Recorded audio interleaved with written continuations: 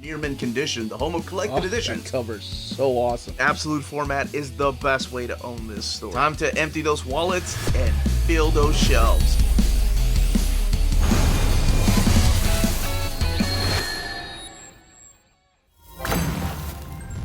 How's it going, all you minties? Uncanny Omar here from Near Mint Condition, the home of collected editions. And join me today for my overview of the Jeph Loeb and Tim Sale Captain America Gallery Edition hardcover from Marvel Comics. So let's go ahead and get started.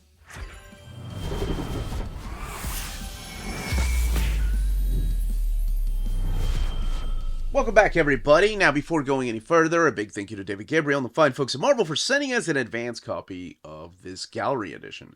This book is due out in the direct market and book market on July 16th or 17th, depending on where you get your books.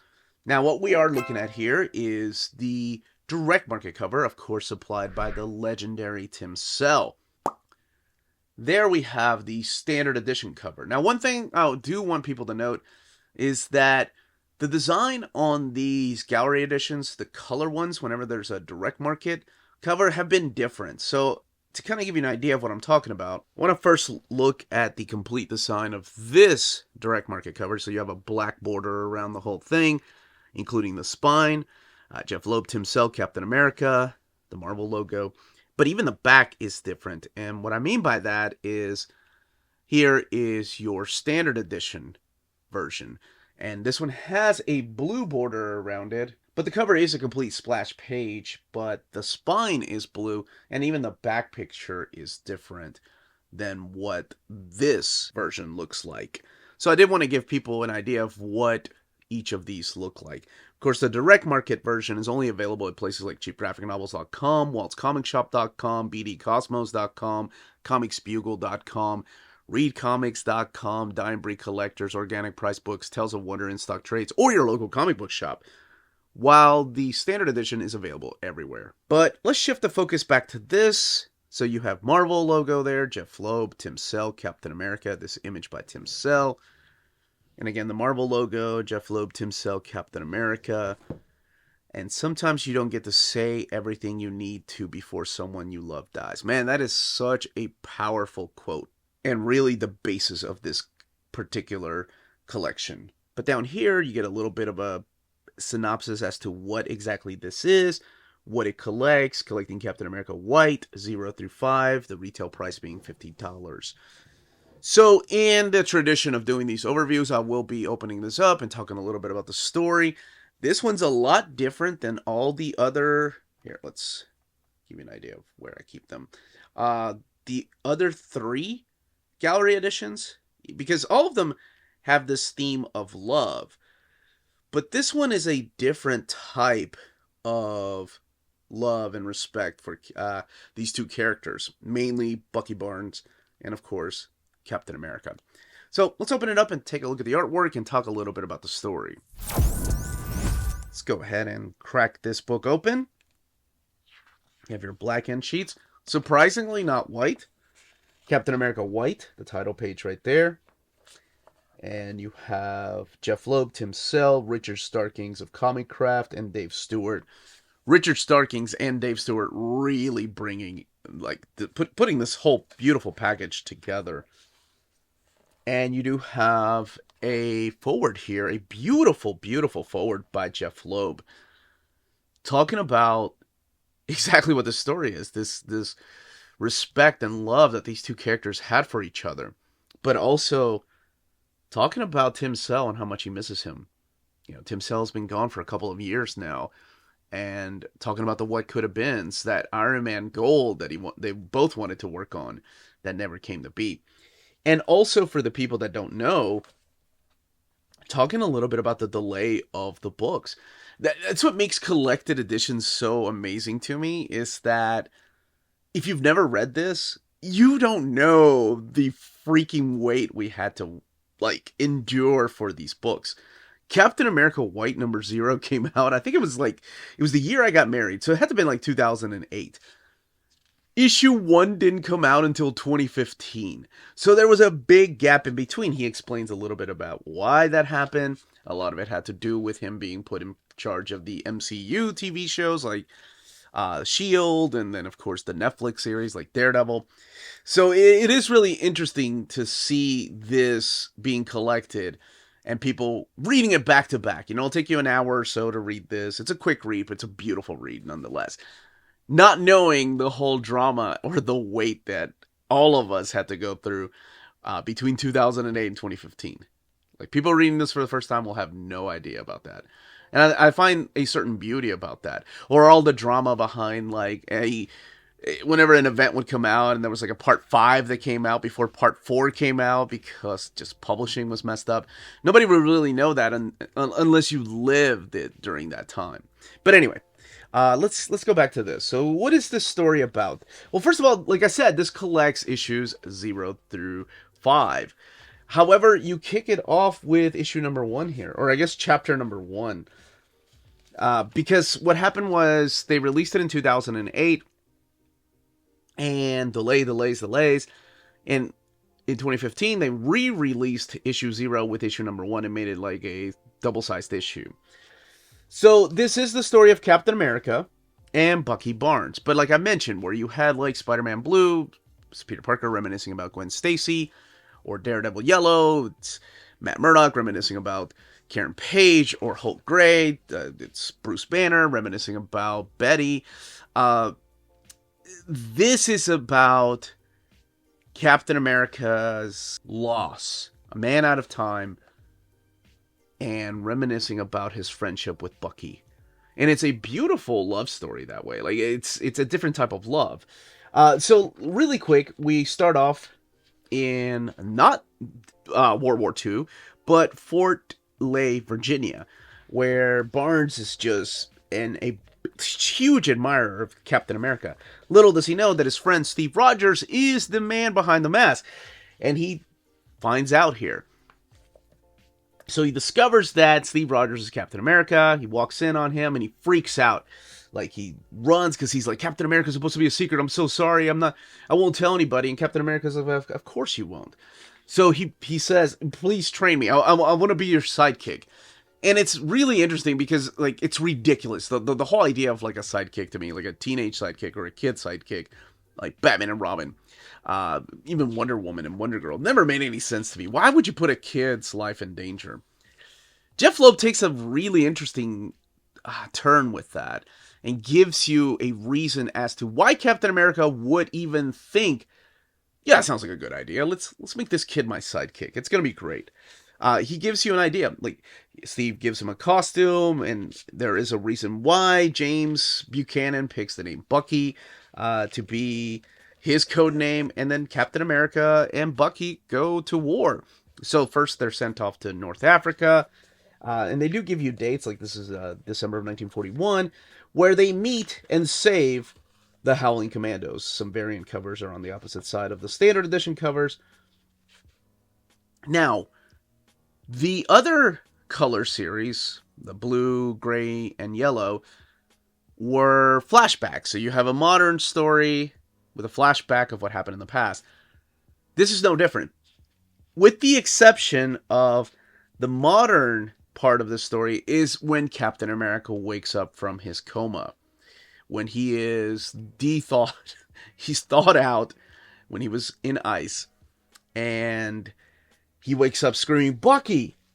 So, Avengers number 4. And runs into Nick Fury. Nick Fury kind of fills him in as to what happened. And he feels like he was completely at fault for Bucky's death. And it's a really powerful realization that, it's my fault this kid died. And he was just a kid. I was not so much older than him, but I still feel responsible for what happened to him. So, that's the modern side of things. The reason they did that instead of like modern day of 2008 or 2015 later on, is because by that time we had the story called Winter Soldier. And if you know what happens in Winter Soldier, you know that it would kind of make this story kind of like, well, that's bittersweet. But it doesn't hit as hard because we know what happens in Winter Soldier. And I will leave it at that. Alright, so the rest of the story is both of these characters going to war, going from North Africa, going all the way to Paris, seeing the whole infiltration of Nazi coming into Europe and just laying havoc everywhere they go. And then, of course, um, well, eventually occupied France. But the big fight is between Captain America and the Red Skull. I do love the fact that the Howling Commandos don't like the idea of superheroes. Not because they're taking all their glory, but they just think it's ridiculous that anybody. I love this art, by the way. I'll talk a little bit about the art here in a second. That anybody would dress up like this to go and fight villains. Like, it just doesn't make any sense to them. But then they get like a mutual respect for each other. But really, the whole crux of the story is the respect and love that Bucky has for Steve Rogers, and Steve Rogers has for Bucky. Bucky sees Steve almost like a parental figure, like a father figure, and Steve does take care of Bucky like a son. Like, he mentions things like "not on my watch" throughout this particular series, like, because he feels responsible for the life of this child that he's taken under his wing. So in these issues, you are going to see some Easter eggs of villains and superheroes from that time that Jeph Loeb just puts in there. There is an introduction of newer characters like the French Resistance and this young lady named Marilyn, who kind of plays like a love interest to Captain America and before Sharon Carter. So I found that chemistry between both of them really nice, because it is good to see Captain America not be as sure of like himself. There is an amazing scene where Bucky tells him, "Oh, we got to go to this party. There's going to be girls there." And then Bucky realizing, I've actually had more experience with girls than you have, because he realizes that it's the super soldier serum that made Steve Rogers who he is. He wasn't always this really muscular, big muscular guy. So Captain America, Steve Rogers, has no idea what it's like to like hit on girls at parties and things like that. So it's really cool to see him and the chemistry between him and the French revolutionist, Marilyn, that's her name. So that's really all I will say about the story. Now, as far as the artwork, there are some amazing stuff that Tim Sale did through here. Now, at the very beginning, you find out that Tim Sale drew a lot of inspiration from the Two-Fisted Tales by Harvey Kurtzman and William Gaines. A lot of the artwork was inspired by the Foxhole stories by Jack Kirby. And there's also inspiration from like political cartoons by Bill Maudlin. Now, some of the styles that he uses through here are these charcoal and ink washes. And I thought that was really amazing, the way that the flashbacks look compared to like modern day, or whenever he's reminiscing about a particular time or different scenes. I thought that it just really set the tone of this. Like, he really went above and beyond to make this a beautiful, oh my gosh, it's just an amazing book full of beautiful imagery. And you're going to be seeing that throughout the entire book. One of the things that I'm sure you probably noticed are the borders. Much like most of the gallery editions, they do have these borders around them. This one, I really like the pictures that they've chosen. It's the cover to issue, I think it's issue number 5. And it's Bucky and Captain America. It's the Finnish inks. But I just like the way that it's just exposed. Like, both of them just having a somber look to them, yet looking super heroic in a way. I really like that. The choice was really nice. I guess it could have been a white border and just Captain America white. Nowhere does it say Captain America white outside of what's collected in here, by the way. I find that really interesting when it comes to these collections. So this is really a big departure from like the traditional Captain America superhero stories. It's not really a story about superheroes, so if you're looking for that, that's not what you're going to find here. It's more along the lines of those Spider-Man Blue, Daredevil Yellow, and Hulk Gray stories, where you do a deep dive into the characters and the love they have for each other. But it's a different type of love, right? This is about brotherhood and family. And God, that sounds like a Fast and the Furious commercial, and I'm sorry about that.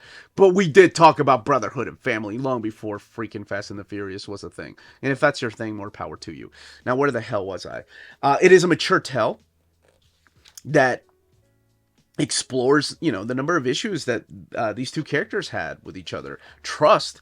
And it examines, like, these early experiences that Captain America had during the war, because this is all still new to him too. You know, the super soldier serum was injected into him not long before a lot of this started happening. So there are a little bit of retcons. Of course, Jeph Loeb takes a lot of liberty sometimes, but in the same style that he did with Hulk Gray and Daredevil Yellow and Spider-Man Blue. Now, that's really all I will say about this. You can find out what happens at the end. I thought it was a really touching ending. I really like Captain America's speech to Nick Fury. And yeah, this is just another addition. And sadly, the last one to the Jeph Loeb and Tim Sale union that they had with these color stories. Now, of course, there is the Jeph Loeb, Tim Sale, Gambit and Wolverine victim story, which they could make into a gallery edition one day. Let's look at the extras in the back. Everything used to be black and white right here. It's the interview with Jeph Loeb and Tim Sale talking about the art styles and the different just techniques that went into making this book. And you saw some of the variants in between covers. Yeah, this is the issue number 5, covering them what they're using for the borders. And then this beautiful page right here, which wraps up the book, and then your end sheets. Now let's look at the build. So the book has 160 pages. It is sewn binding and printed at the iMac printer. It does have some thick paper stock, though, what the spread pages look like. So there is minimal gutter loss happening. It's minimal, but it's still there. Much like the other color collections. But that's it. 160 pages, $50. That, as they say, is that. If you're interested in purchasing this gallery edition, don't forget to check out our sponsors. If you're in Europe and you're interested in buying these books, definitely check out Walt's Comic Shop in Berlin, Germany. They have the cheapest pre-order prices, flat shipping rate of €12 for all EU countries, emails answered within 24 hours, waltzcomicshop.com, and you can use the code nearmintcondition at checkout and get free shipping for all EU countries with your first order over €40. That's Walt's Comic Shop, your reliable source for omnis and premium collected editions in Europe. Ding!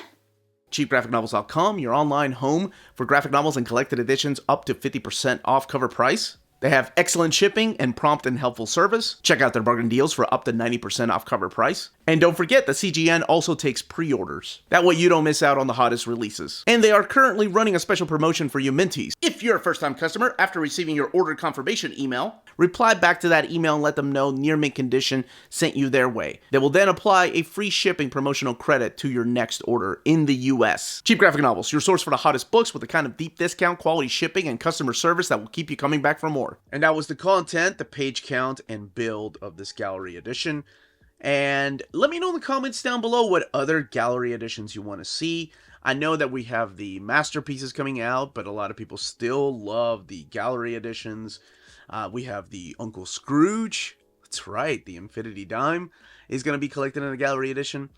And I think I've hinted at another gallery edition on our Saturday live streams, but I may go ahead and get the cover for that and then announce it on one of our Saturday live streams. But I would love to know what else you would love to see collected. If you would love to see a reprint of Jeph Loeb and Tim Sale, the Colors Omnibus. And if you've read this, what your favorite one of the color stories were. Whether it was Spider-Man Blue, Daredevil Yellow, Hulk Gray, or Captain America White. If you have any questions, leave them down below. Don't forget to smash that like button on the way out. Everyone stay healthy and safe out there. Much love.